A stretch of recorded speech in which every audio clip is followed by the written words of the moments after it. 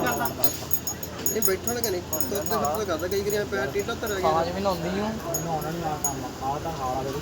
ਖਾਲਾ ਦੀ ਸਵਾਦ ਵੱਖਰਾ ਨਹੀਂ ਲੱਗ ਹੀ ਆਉਂਦਾ ਇਹ ਯਾਰ ਸਾਰੇ ਬਾਲ ਪੈ ਗਿਆ ਕਿੱਥੇ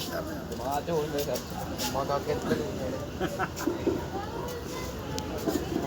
ਇਹੀ ਤਾਂ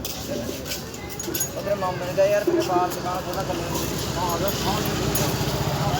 ਕਿਤਨਾ ਵੈਦਰ ਬੱਟਾ ਹੋਇਆ ਹਾਂ ਉਹਨੂੰ ਆਈ ਲਾਈਫ ਵਿੱਚ ਬੜੀ ਥੋੜੀ ਇੱਕ ਮਿੰਟ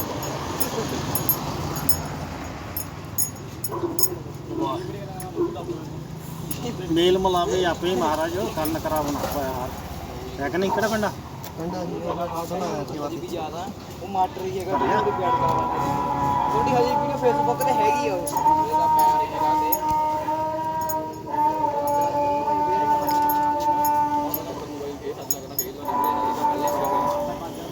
ਇਹ ਤਾਂ ਪਤਾ